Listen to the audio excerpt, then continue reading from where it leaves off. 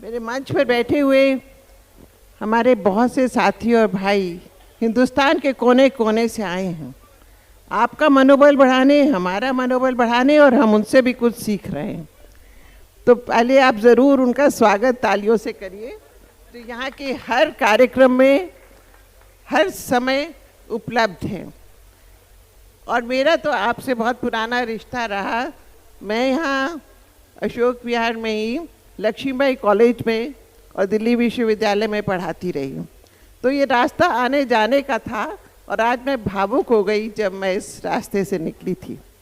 तो बहुत सी हमारी बच्चियाँ आसपास के आपके सभी इलाकों से इन कॉलेजों में पढ़ने आती थी और बहुत अच्छी तरह से उन्होंने अपना भविष्य बनाया। पर वो भविष्य बनाने वाला दिल्ली में, अभी अनिल जी ने भी कहा और सब कह रहे हैं कि आज हम याद करते हैं मिसेस शीला दीक्षित को। आप बताओ हाथ उठाकर, शीला दीक्षित जी की सरकार आपको याद आती है? बताइए। और आप चाहते हैं कि उसी सोच की सरकार अगर दोबारा आए, उसी सोच के प्रतिनिधि आए जिन्होंने उनके साथ काम किया है, जिनको ना कभी खाने की फिक्र थी ना विश्राम की फिक्र थी, उनको दिल्ली बनाती थी और वो कहती थी दिल्ली बना के जाएंगे। दिल्ली बनाई थी और बना के गई, मगर अब दिल्ली को उजाड़ने वाले बहुत लोग आ गए और वो बहुत दुख की बात है। तो ये आपके ऊपर बहुत कुछ आज एक जिम्मेवारी है आपके कंधों पे कि आप ऐसे लोगों को दोबारा शक्ति में लाना चाहेंगे कि उस दिल्ली को याद करते हैं जिस दिल्ली में आपको एक सांस, एक हवा, एक माहौल दिया था। और वो सब अब बिल्कुल बंद है, कोई परवाह नहीं कर रहा इन बातों की। और हमें याद है कि किस तरह से पानी का छिड़काव भी होता रहता था इन दिनों सड़कों पर, वो सब आज टोटली मिसिंग था।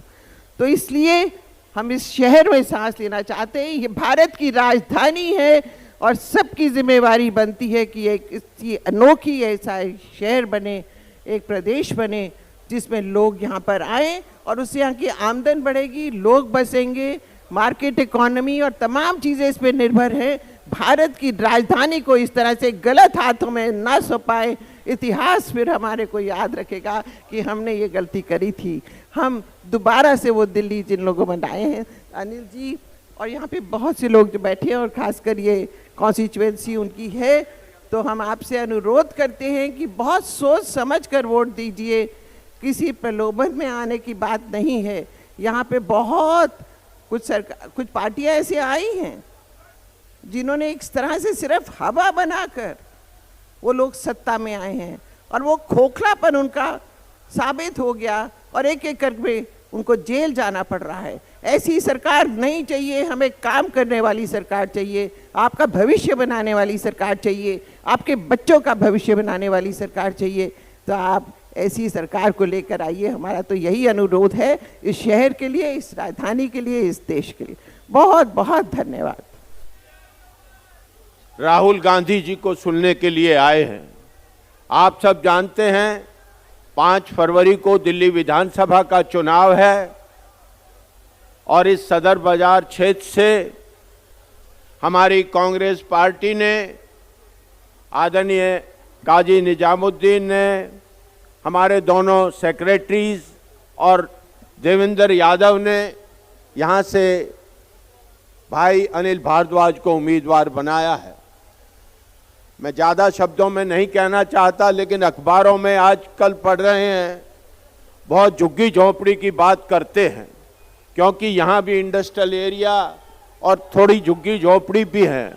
लेकिन आप लोग सब जानते हैं दिल्ली में 45 पुनर्वास कॉलोनियाँ हैं, जिसमें 10 लाख लोग स्वर्गीय इंदिरा गांधी के नेतृत्व में 10 लाख लोगों को 45 पुनर्वास कॉलोनियां दी हैं। आज ये रोज केजरीवाल और बीजेपी वाले शोर मचाते हैं कि हम झुग्गी वालों के समर्थक हैं। ये कांग्रेस की देन है। हमारी मंत्रिमंडल के सदस्य किरण जी, डॉक्टर नरेंद्र जी और बैठे हैं।